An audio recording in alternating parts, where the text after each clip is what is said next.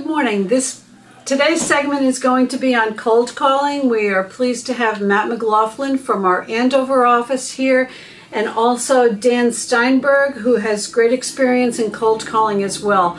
We're going to talk about how to do it, the resources to use for doing it, why do it, and also the scripts to use when you're cold calling. So welcome, Mike and Dan, Matt and Dan. Also, the resources for this, again, can be found in Jostle in the library, and it's called Expireds, FSBOs, and Door Knocking.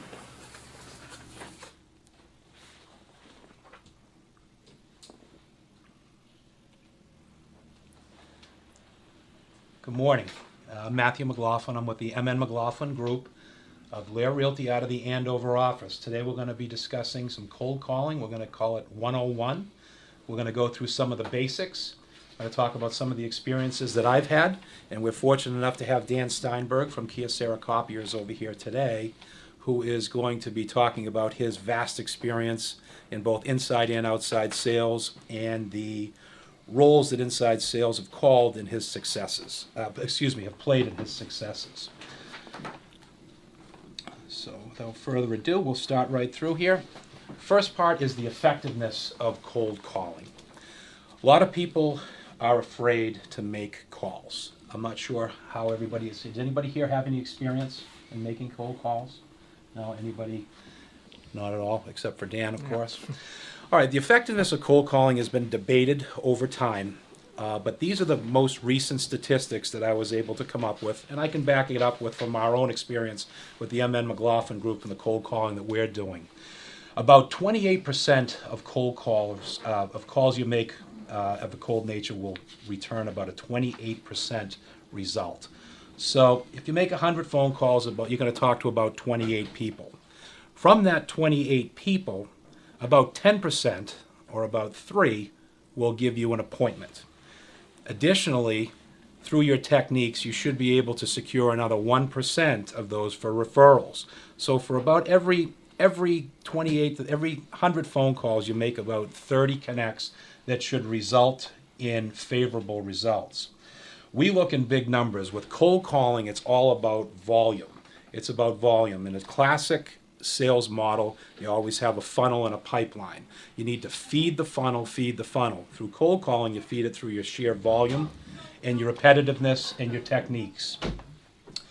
So in a sample of about 10,000 phone calls, you're going to connect with about 2,800 individuals. You're going to make about 29 appointments. And statistics from the Fortune 500 websites indicate that 80% of all sales are made after the 5th contact. So again, it's all about competition. Dan, you have anything to add on the effectiveness? You've done significantly more cold calling than I have. Why don't you talk about your IT inside sales a little bit and talk about the volumes that you guys put out? So sales it's a numbers game. So just the more calls you make, the more appointments you get. The more appointments you get, the more money you're going to make. So I look at it as the cold calling is your most important role. That's where you make all your money. You know, you make 100 phone calls and you get, 3-8 appointments every week. You know, you have a lot of activity, you build your activity, and you build your funnel. My biggest thing and tips basically is, you don't ever be scared to call anyone. No matter if it's that CEO, no matter if it's a VP, no matter if anything. One of the best lines I ever got and really stuck with me is, you can't get punched in the face across the phone. And you just have to have that mentality. You go in there, you call. I'm not a big message guy, just because if they were going to call you, they were already going to call you. Mm-hmm. So you call someone, if you're calling someone at the same time every day and they're not answering, try a different time the next day. In the inside sales rep, we were mandated to do 150 calls a day. I averaged around 275. And there's going to be days where you don't get anyone on the phone. You have those bad days, but that 276 call could be your appointment. And that's how I always went at it, and it's worked extremely well for me. Some days you get that first appointment, first call, great. Or you get 3 before lunchtime, awesome. And then some days you might not get any, the next day you might get 5. But just keep building your funnel. And at the same time,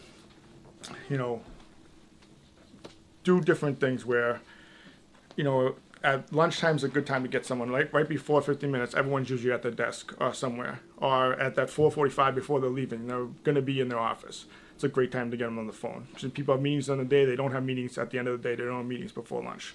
So that's always a prime time to call. Make sure you make the calls before you go to lunch. You're always going to have success on that. I always used to get one right before lunch and one right before I left to go home.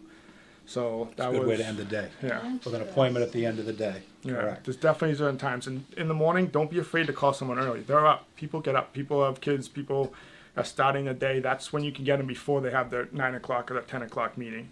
You can't, like I said, you don't be afraid to call someone. And also sometimes, you might get that person that's going to, give it to you and just totally tell you off. And they could just be really having a bad day. You note that.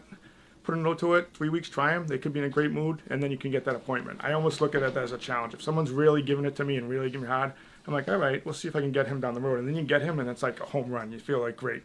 Yeah. So you just don't give up on a call, even if they tell you to, pound sand. You just mark it, make a note, and if you get them one today, if you don't, but it works. Trust me. All right. So the next piece that's difficult, especially for new agents. Now, I've been with LAER since I think we signed on in just about November, December, but we didn't really start our sales cycle until February. So we came in green. We didn't have any leads. We didn't have any connections. We hadn't even started networking yet. So I took the approach that I wanted to get off the ground running fast. So I started sampling and checking out different type of lead sources. In real estate, we're not really doing business-to-business calls where it's easy to get business databases and things like that to try and seek out business owners. We're actually calling direct to homeowners. So trying to find a homeowner list that's accurate is very difficult. If you have some of the more experienced agents, they've been around for a long time, they have networks and networks and networks. They have contact lists that they've built over time.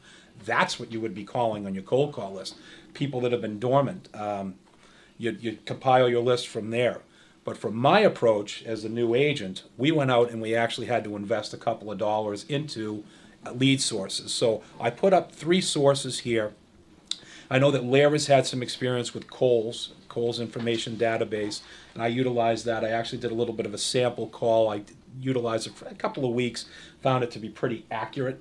I would systematically, I had family members or friends in different areas, and I'd call up their particular information and test the accuracy of it, and Kohl's was found pretty accurate. I personally ended up using SalesGini. SalesGini, I'm not sure if they still are, but at the time, 6-7 months ago, they were the main source for nationwide insurance. So Nationwide Insurance contracts with SalesGini to get all their residential phone numbers, then they set it into their call centers, and they just call relentlessly trying to get people to sign on with Nationwide Insurance. So I ended up going with that. And I can tell you up front, it's about $180 a month for SalesGini.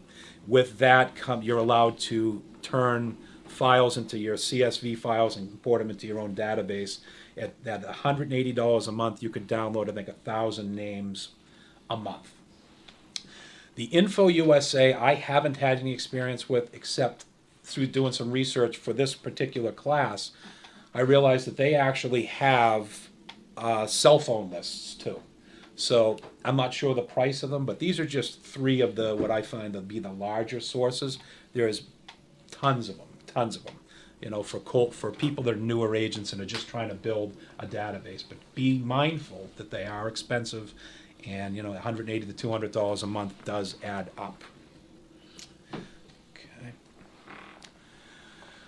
This is the key for me with cold calling. I take the approach that I'm kind of OCD, so I block off my weeks in certain areas. So to get into a cold call mindset, you need to literally block off your time. You take your calendar, you take about 2 hours a day is generally what I would do, from 10 to 12, or I do it again from 2 to 4, or sometimes I would do a call from 4:30 to 6:30 blocks, those different blocks. Catch people when they get home, catch people before they go out, and then you catch the people that work from home midday. So you kind of have to bounce it around. There's 2 different techniques for cold calling. One is if you're straight calling for appointment setting. The next is blueprinting. Blueprinting means I've got partial data and I'm trying to call them to get their email, trying to get their cell phone numbers, trying to find out where they work, trying to find out how long they've lived in their home, those sorts of things. Those calls are different. When I'm rapidly appointment calling, it's just call, no, no answer, and you just hang up and go to the next one till you get a live person. So it goes very quickly. You go right down your block. You're set. You're trying to get to a point where you're somewhere around 35 phone calls an hour. So that if you do a 2-hour block a day, you're hitting 70 homes. And if you go back to those original numbers, you're talking to about 21 people a day. Yes, Susan? So my question about that is, when you don't, Dan was saying you don't leave a message, for the people that don't answer, do you at some point go back to those, so you check those off in a different way? Or? Absolutely. When you're running through your database, you should have your database up when you're making your phone calls. Have a notebook set with a pen and paper with you, and have whatever database you're using. We started off, we were using Salesforce, but we switched over. We're going back to using Boston Logic. It's a platform that's recommended by LAER. All our stuff's tied in. It just made more sense not to be floating out in the universe. And it's much more affordable when you're buying in a group, and we have a much better rate. So I do recommend, that you consider that fully when you're building your new business, that you take advantage of the best cost-cutting opportunities, and Boston Logic is a fine platform.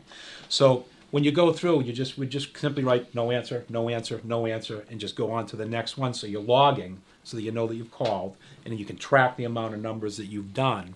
When you do connect with somebody, you just write detailed notes. They told me to pound sand. Don't ever call me again. We're going to get to that, the do not call database at the end of things. We do have to tell you there are penalties for calling people that are on the do not call database. We're going to address that after. But the effectiveness depends upon your technique and the volume, as Danny had mentioned too. It's a numbers game. It's literally a statistical numbers game. The more you can call, the more opportunity you're going to have. The other piece of the mindset is that when I'm in a call block, let's say I'm scheduling from 10 to 12, I won't answer my phone, even if I'm making phone calls, and I do happen to be leaving voicemails and people start calling back, I put them right to voicemail because I continue down the path. I need to hit my 70. I need to hit my 70. At the end of the call block, then I'll start doing my callbacks. Listen to my voicemails and my callbacks. It's imperative because if you get derailed, then you'll never hit your numbers. So you have to set that mindset that I'm on offense right now, and I'm going to be plowing ahead. I'm going to reach out to as many people as possible. Once that clock ticks over, your 2 hours is up, now start going through your voicemails, making your notes, reaching back out, and do your follow-up calls. That keeps your numbers up. Once you break from that routine, if you're trying to do 4 days a week, 8 hours a week of phone calls, you should be hitting 560 people making 560 phone calls. It sounds astronomical. That's 30,000 phone calls in a year. It's 8 hours a week.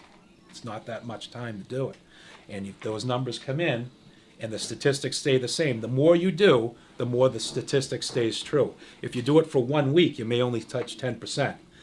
But after 2 weeks, you're up to 50, and after 3 weeks, you start creeping up to that 30% mark, which is what you want to do.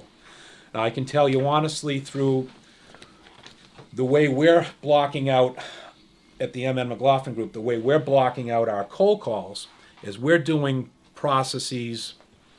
I'm calling hot leads right now during the busy season.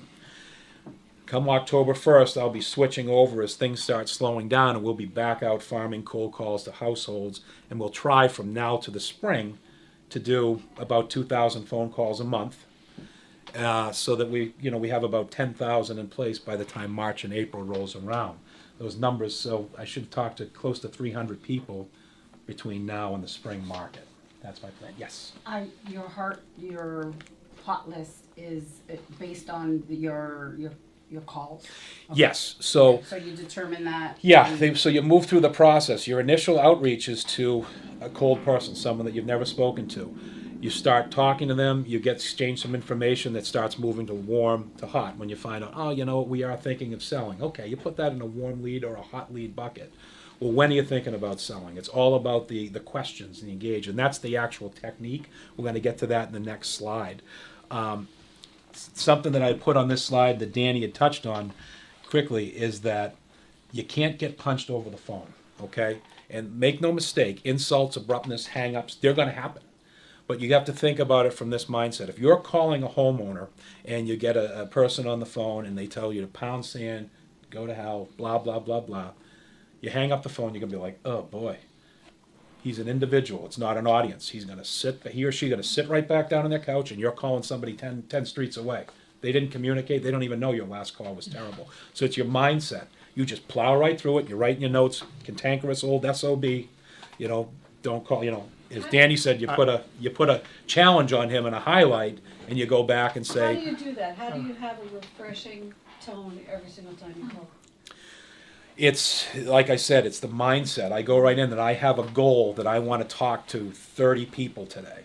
And from those 30 people, we're going to get to the next phase, that means 30 people that I'm going to connect with, get information from, 30 people that I'm going to write handwritten notes to at the end of it. Anybody I connect with, we take it to the next level.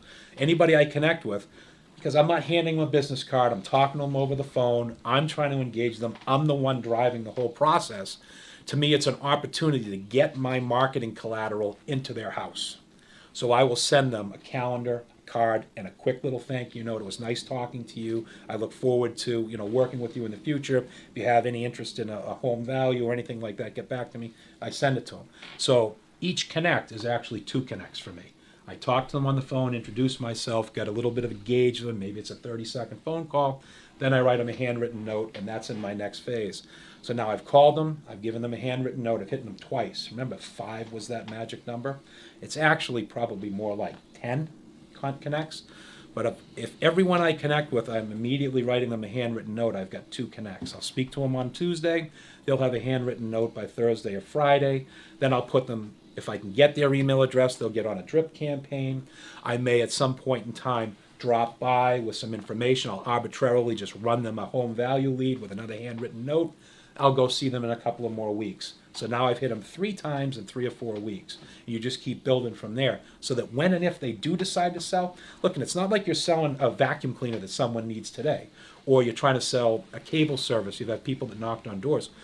We are putting our names out there for the time and when they decide, when and if they decide to sell their home, we're a name that they're thinking, well, we got to talk to these people. Remember, they called us. They sent us something. We're in the game.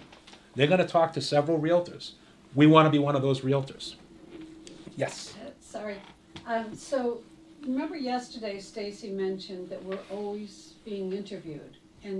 So segue from that to what Ann just said with the little gum thing that she had about going the extraordinary or extra mile, whatever. This is exactly what you're trying to do.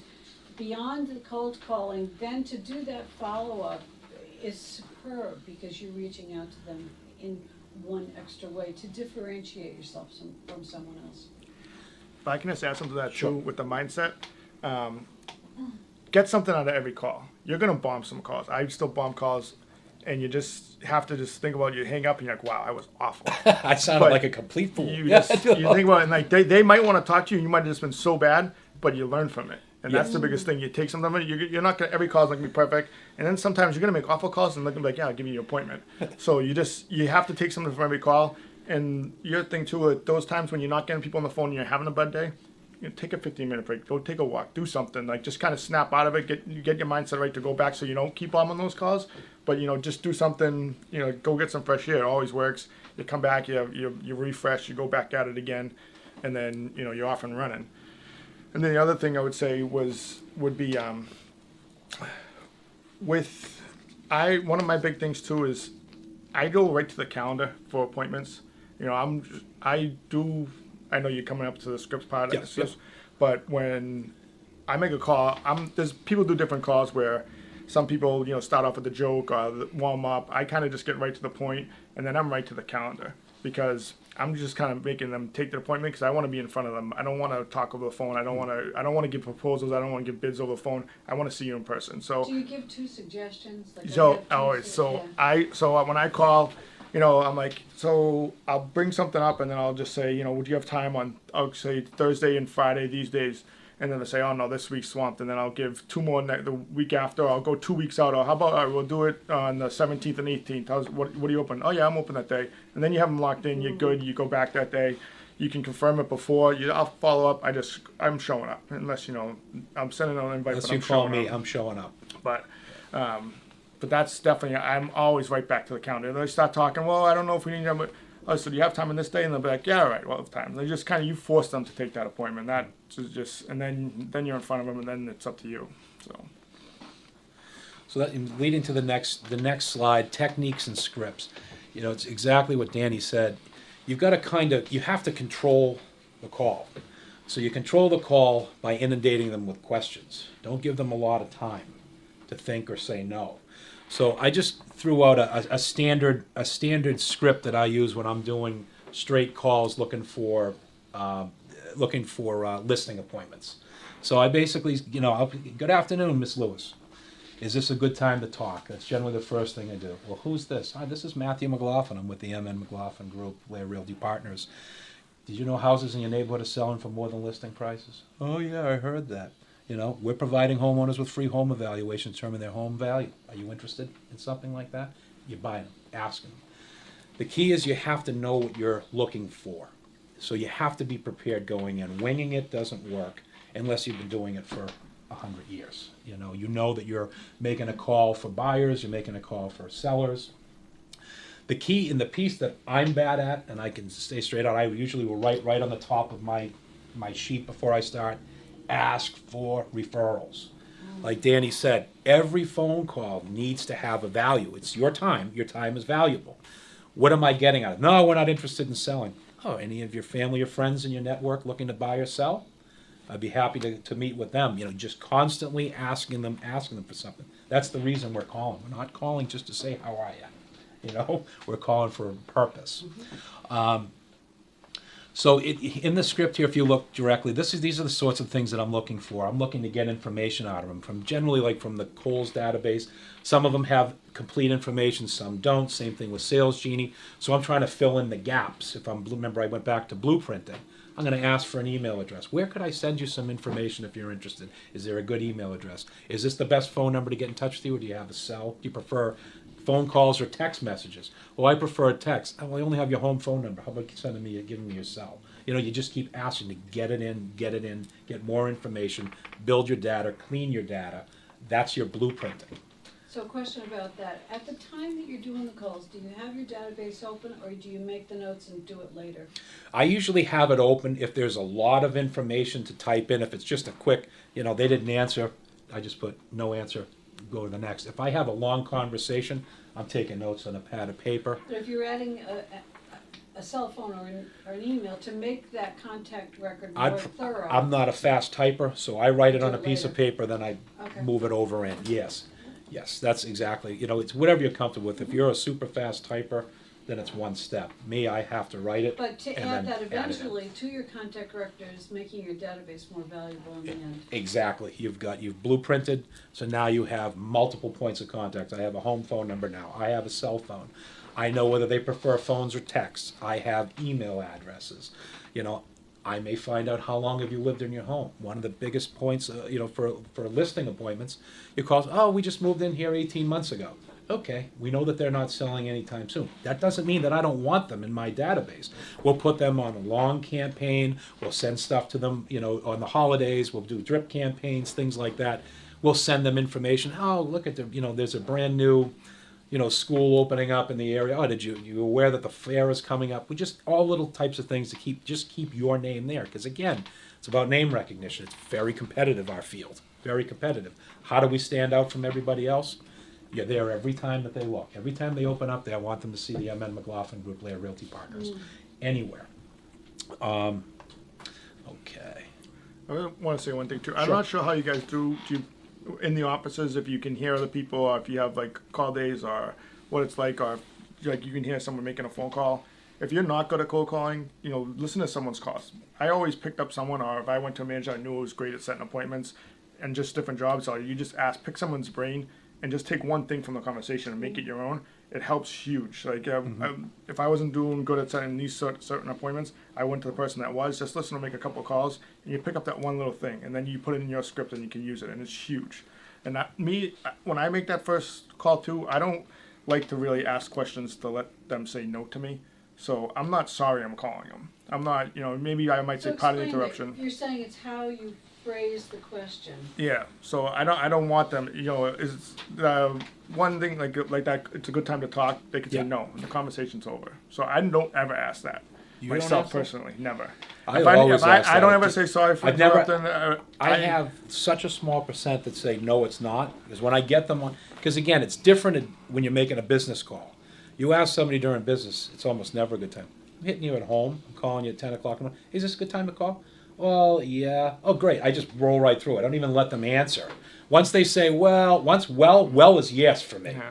Well, good. My name is Matthew McLaughlin. I'm calling from the M. McLaughlin. Right at you. Yeah, I mean, if you say, well, no, I'm actually running out. Great. When's a better time for me to call you back? And boom. Then I set that up, and I set them right on the next call block. If my call block's over at 10, but I have a special, I'll be back this afternoon, I'll get back to them either that day or I'll put them in my next call block. Because again, my time's valuable. I may not have time to make phone calls in the afternoon. I may be doing appointments, follow-ups, door knocks, something else, and I'm not doing those phone calls. But at least I've engaged. I'll at least introduce myself. They'll at least know that someone from the M. McLaughlin group is looking for them, and I'll go after them.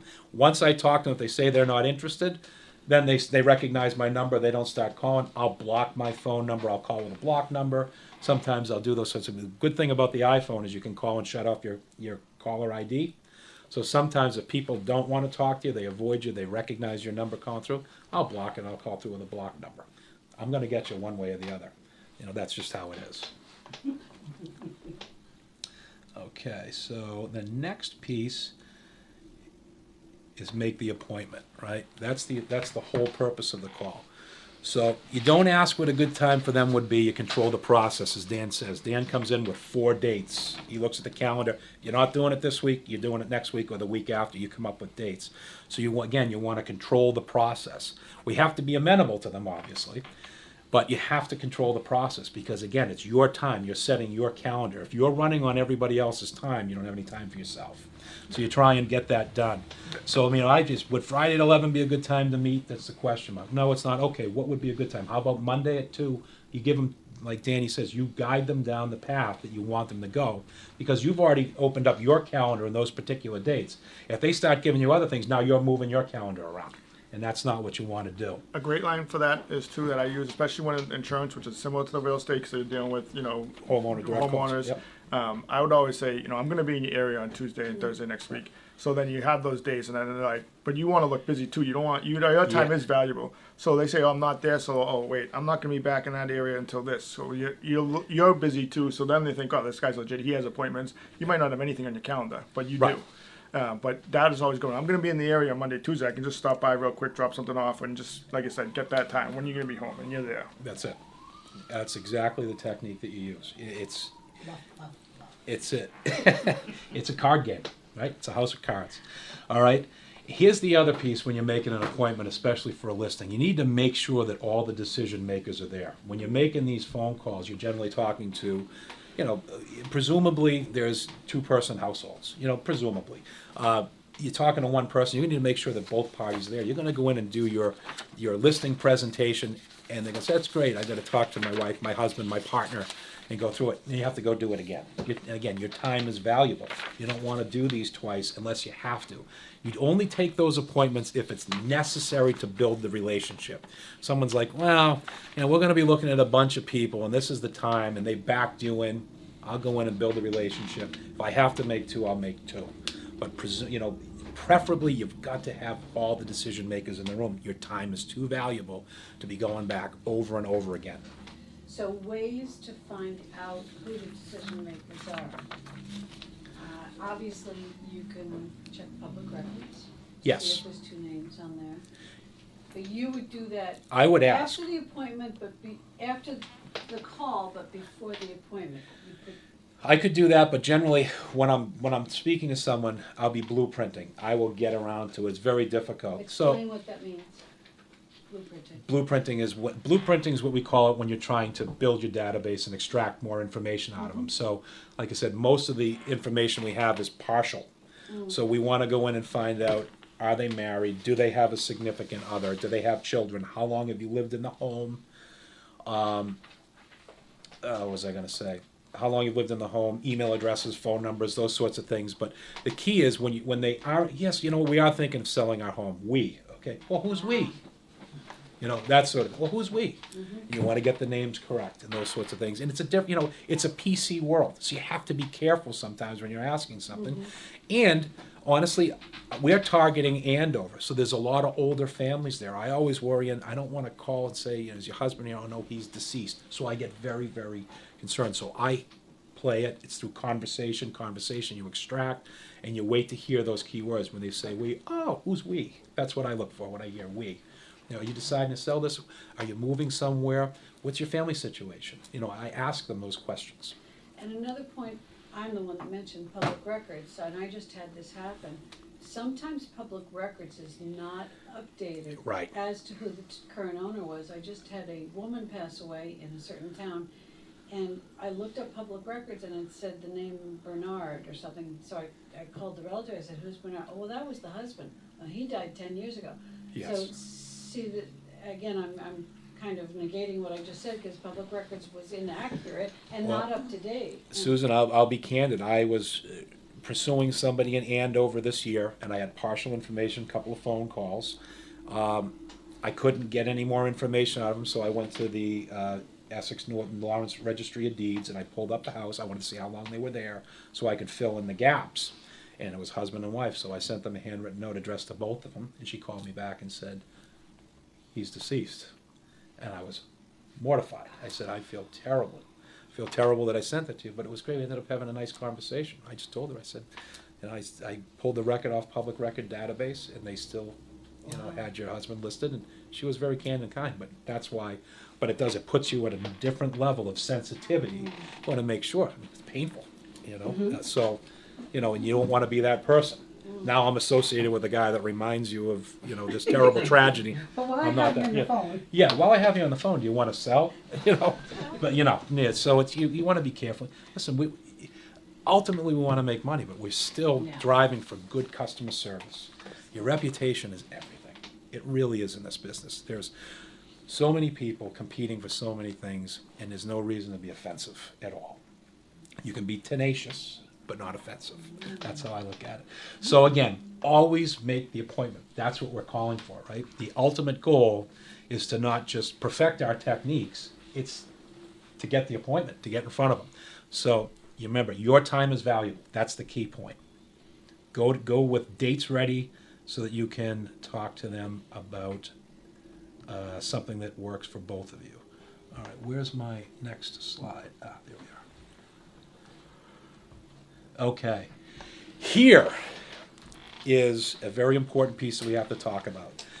Those public database, not the public databases, but the lead sources that I had mentioned on the, I think it was the second slide, they have, most of those companies are affiliated with the National Do Not Call Registry. You have to register if you're making massive cold calls.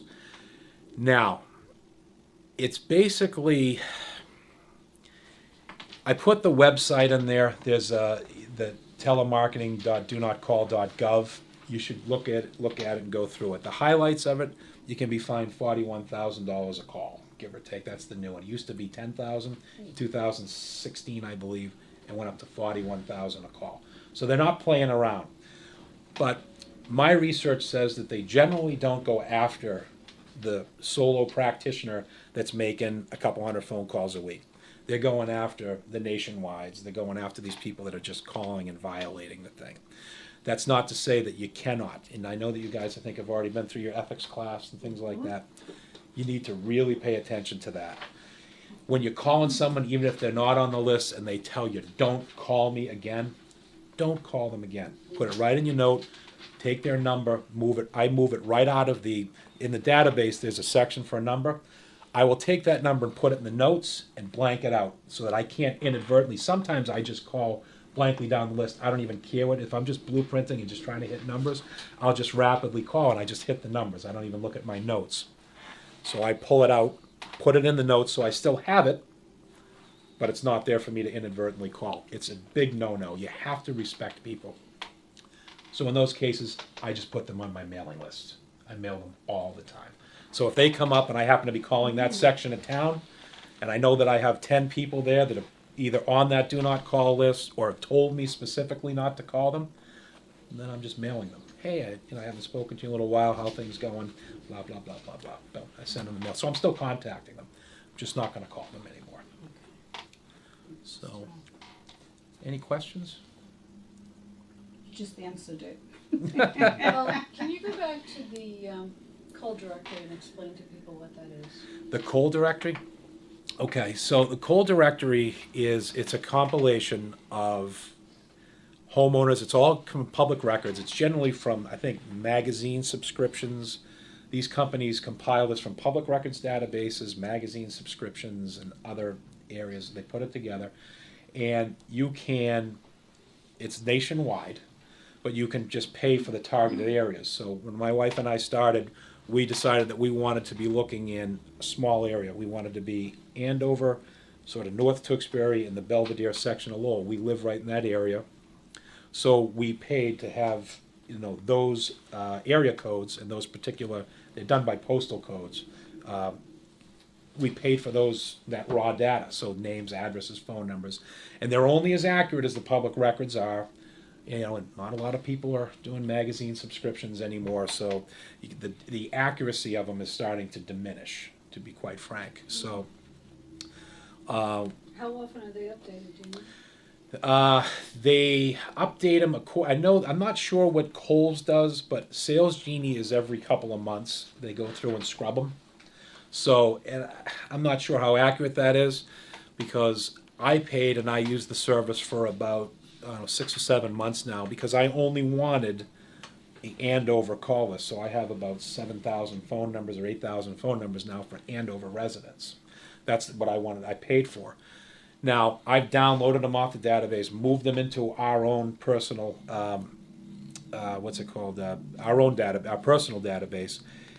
Now they're telling me that they could not be they might not be accurate. It's just their way to kind of get you back in to do it.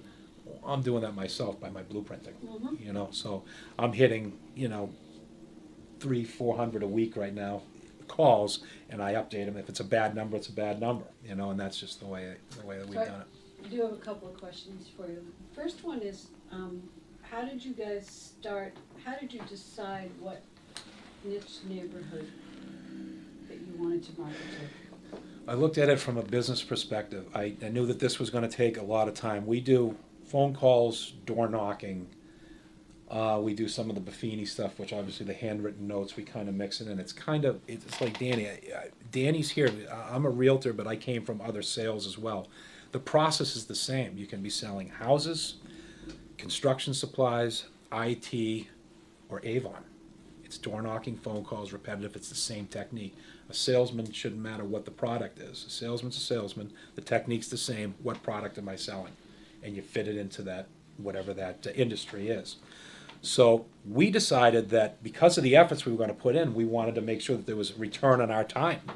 So if I'm going to be knocking on doors for listing appointments, I want those houses to be 400,000 or north of that. I don't want to knock in neighborhoods where it's only $150,000, $200,000 return, because it's too much time. I'm spending 20 hours a week doing these cold call activities between door knocks, phone calls, going through expired lists on Pinergy, pulling them up, making door packets, and then, like Ann does, we go by, let's say I pull up 10 or 15. I try and do expireds, and I actually just started doing this about 2 weeks ago.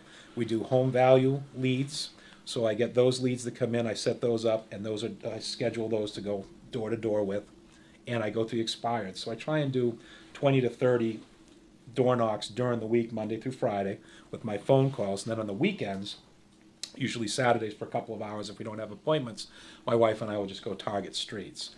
So I went to the town hall in Andover and got a street map. And then we literally just started and we yellow them off as we do the streets. And then once the streets that we've door knocked, I'll follow back up with phone calls. So if I have numbers from those streets, and I don't have them all, but I may have 4 or 5 out of 20 houses on every street, so I'll call them.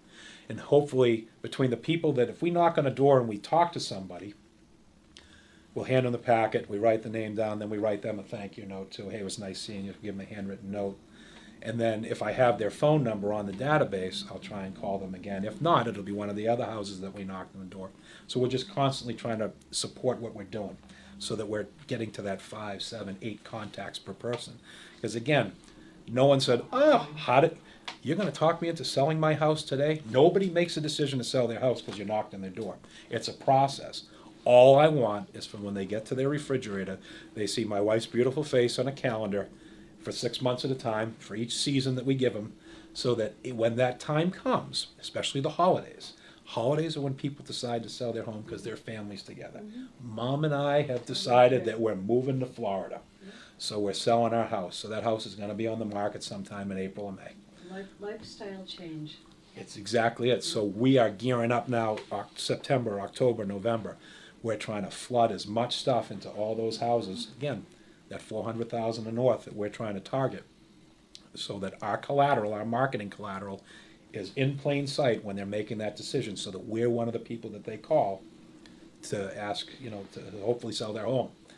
It's all about numbers. So it's almost like farming. You're farming and you're spreading We could the rent a seeds. plane and just drop stuff. Yeah. We would. Okay. Without getting in trouble for littering, right? So talk about the door knocking, because Dolores especially would like to hear that, and the bumps in the road that you've hit with that. Well, I mean, the bumps in the road, we, it's funny. I seem to be the one that's gotten them the most. My wife goes and everybody's, oh, how you doing? People will slam the door in my face, and again, just walk to the next house. He's a party of one, or she's a party of one. Please don't come here again. That's fine. I'm just dropping off this bag. I'm not trying to sell anything. I'm just introducing myself, our services. I give them market information, stuff about us. Generally give them, a calendar, our business cards, a couple of pieces of candy and the thing. Just giving them just information. And believe people are relieved. They come to the door, they answer the door. I'm not trying to sell anything. My name is Matthew McLaughlin, just introducing myself. I'm a local business owner here in town. I work with LAER Realty Partners, and that's it. We just try and engage a conversation. It's just simple as that. The goal, obviously, is the appointment, but I know that the ultimate goal is name recognition. We need to be considered one of the people that they'll call. We're tackling Andover. Sue will tell you, we've got some heavy hitters in that town. People that have been entrenched there for years.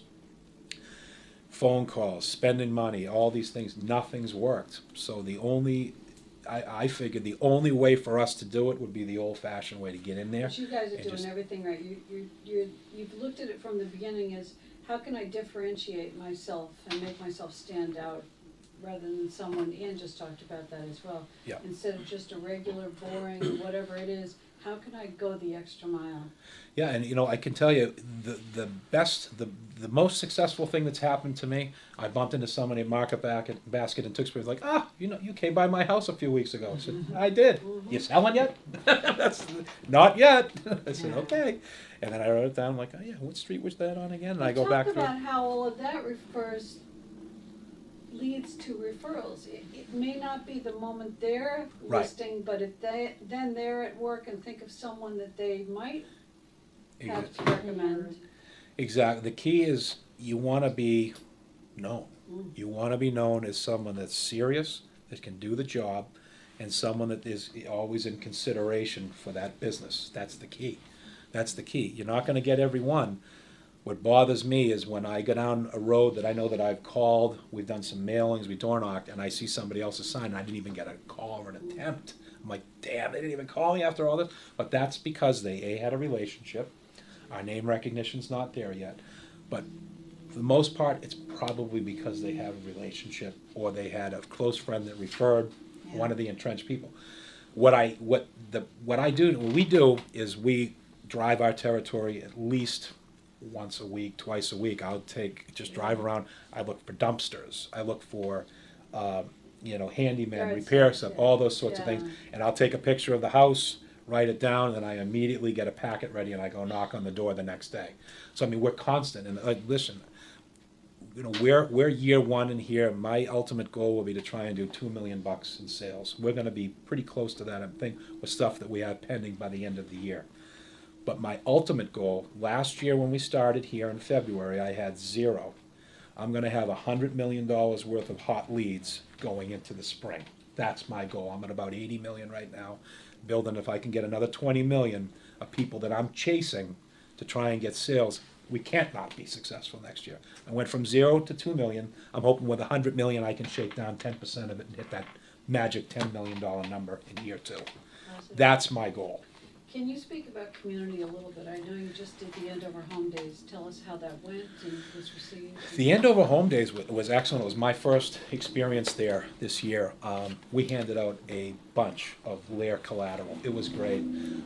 That spinning wheel that we had was a explain highlight. A bit to us how you did that. So I can't take the credit for that. I mean, Kiki, you guys know Kiki. Kiki is a little genius, little Merlin, right? She comes up with some unbelievable things. We've been fortunate enough that we have been really focusing for the last 4 or 5 months to really build a business in Andover. So Stacy's donated her time. We meet every other Monday for the last, I think, 8 weeks. I mean, that's impressive. Stacy's very busy. She's committed. It shows the commitment that she's actually in front of us. Basically, the Andover office doing strategies. She's investing her time, investing her money, investing her marketing collateral to build this business. And it's up to us in the Andover office to take all the resources that she's given us and go out there and make something with it. In the Andover Day, we had Frisbees. She came up with those Halloween bags. Mm-hmm. Brilliant in the fall. I mean, every kid, they would come by, they would spin in the wheel, and we had prizes on it. One of the things I did notice, one of the prizes we had was a free home value lead. May not have been the time to do that. I think next year it's all about just getting LAER stuff. Listen, those LAER Frisbees, the kids are going to be throwing them, or the dog's going to be eating the thing on your floor, and you're going to see LAER. That, to me, is getting our stuff into people's homes so that we are a recognized brand. I mean, we have 400 agents. We do $1 billion in sales. We're huge.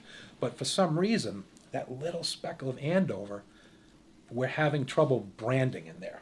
So this was it was a big day. We had our competitors there. We won't mention their names. Only 2 of them showed up, and we were all business. It was all, do this, do that. We were handing out candy, Frisbees. We had a line 5 to 10 deep from 9 to 4 o'clock when I actually had to come over here and get more stuff. I said, "It's going to cost Stacy a fortune." Kiki's like, "Get it." We handed out hats. We didn't hand out a lot of hats because they're expensive. You had to win that in a wheel. But every kid that came by, "Can I have a Frisbee?" Of course you can. Why don't you put your name down there? So we're capturing some information. We probably could have done better at that, capturing information. But we probably got 40 emails, throughout the day, which isn't bad. I bet it's more than everybody else got. Yep. But what I'm happier about, we probably handed out 250 items branded LAER. That you walked around that place, and those orange LAER bags were everywhere. Kids were throwing Frisbees. None of the other realtors had anything like that. That wheel was absolutely the draw, because every kid had to spin the wheel. They didn't care if they went in a dum-dum. It didn't matter. They're spinning the wheel, standing in front of our LAER stuff. We're talking to parents, smiling. We're the happy, friendly realtors. It was an unbelievable success from my standpoint, from the marketing piece, because we got into a couple of 100 homes. That's all that counts to me. So that the next time, selfishly, I call or I knock on their door, hopefully it's going to be one of those people that we hand, "Oh yeah, you guys were at that thing. My kids were throwing that Frisbee around." And that's my conversation. That's my hook. Great. When can we throw that Frisbee into a new home? Yeah, let's go So to the new house. that makes that a warm call. Yes. Because of that community connection. Yep. Absolutely. Yep. Questions, everybody? I had a question. Yes. So, without wasting a ton of time, how would you get like a big list of numbers? How do you know what their homes are worth? You said over 400,000. So isn't that time consuming if you're taking a name and then going to the... Well, the databases actually do it. Like SalesGini goes right out and it has names, your phone number, the address, purchase price of the home, when they moved in there, and the current value, because it's usually the assessed value, not the actual market value. So, I mean, any assessment value that's north of 300,000 is good for me, because that means the house is 380, 400,000. Well, we're targeting West Andover. There's about 4,700 homes in that area. So, the lowest home in that area is 580. $500,000. So I just knew that area. If I start combing through some of my Lowell stuff in the Belvedere area, the homes, the price ranges from 380 to to 1.1 million if you're up in Fairmont, right? Mm-hmm. So we just kind of look, and you just kind of systematically go about and you do it. So part of your prep time and preparing your list, you always prepare a couple of days ahead. If I'm going to make some Lowell calls, I target those areas, or I won't care if I know that, it's Rivercliff Road, for example, or where I grew up. I know, there's 20 houses on that street. I know 10 of them are north of 500,000. So I'm calling them all anyway, or I'm going to knock on all those doors anyway. I don't eliminate them. It's just not my focus, because again, it has to be a return on your time. So how many people do you have in your team? And does everyone have a role, or Right. Well, there's do two you of us. intercept? Two of us right now, my wife and I. My wife is still a full-time employee at the Middlesex Sheriff's Office, so she's part-time. I'm full-time doing this. So she is a trooper. She's doing her 40 hours there at the jail, and she's doing another 30 hours with us. So she's doing about 70 hours a week. When you say us, how many are? It's just on my your wife team? and I Just right now. you? Yes, we're Good trying. for Our you. son has been studying for the last few months. We're trying to get him on board. He works for Eagle Financial Services in IT, and he's we want to try and first get him over part time, because again, I wanted to build up our hot leads. So we've done some other lead sources and stuff. Getting to a point now where I need some help. I've got, like I said, I think we're up around 150 or so from. We've used Zillow, we've used Realtor.com, we've used OpCity, we do home value leads. So we've done different things, and we've compiled quite a few people. So the follow-up is getting difficult. We do a lot of appointments, a lot of house showings. So do you have like a pattern week? Do you what do you like? You set time up. You said you blocked some of your time. Yeah. So you allocate your time in a daily basis based upon knocking and cold calling? yes. So I try and do my phone calls between usually 10 and 12. Yeah. Tuesday's historically the worst day to make phone calls. For some reason, no one connects. The best day's Thursday. Thursday's your best day. Thursday evenings, the success rate is double on Thursday nights for some reason. Yeah. If I was doing business calls, Monday mornings, believe it or not, business owners are in there Monday morning. You get them. What about Wednesdays? Wednesdays are the night? second best days. Yeah, at night. night. Tuesday's the worst day. Okay. But for me, the way my pattern works, I generally do my calls Monday through Friday from 10 to 12 in that area, and then I go and do my expireds, my home value leads. I'll drive, probably try and do 3 or 4 of those a day around Andover, Tewksbury, North Andover, the areas that we've targeted. So that's my afternoons, and then showings. So we're trying to build two parts of the business. We're trying to build a buyer business and a listing business. The listing business is the one that takes forever. When I'm doing my phone calls and my door knocks, I'm trying to build the listing side of my business. Our other lead sources, for the buyer side, I'm doing appointments, showings, all that stuff. We're building that side. So we have, like I said, I think we have about 60 hot leads for listings and about 80 hot leads on the buyer side. And we've done that, and this is month 9, so we've done that in about 6 months. We've built that up, and so that's we'll see. The real measure of success will be where we start closing by the spring. I figure it takes about 12 months to really get moving. They say longer. I'm trying to do it in 12. Can you talk again about the SalesGini, and was that a monthly charge? Yeah, I think it was $180 or $185 a month. Yeah, it was expensive, and I did a 6-month with them. They wanted to do 12. I hemmed and hawed and used my sales techniques and got them to do 6 months. So it was a good service. It's great. I mean, there's other things that you can use too to help your cold calls. And actually, Stacy turned me on to one, Slide Broadcast, it's called. Okay. So when I started getting busy and I couldn't make my phone calls, I recorded a message. And believe it or not, Slide Broadcast works on predominantly for cell phones, but it also works on home phones. And there's a certain percentage it will. So I think about 25%. So I'd program about 500 calls, and it would actually connect with about 125 households. I would only do that if I was too busy and I knew my block and got screwed up. I'd do a recording, and I didn't want to lose my numbers, so I'd run the Slide Broadcast, and I know it was going to be just direct voicemails.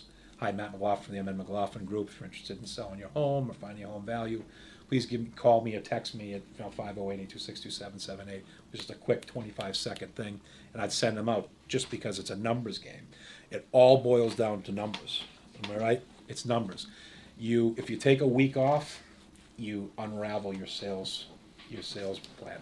You really have to be dedicated. That's the key.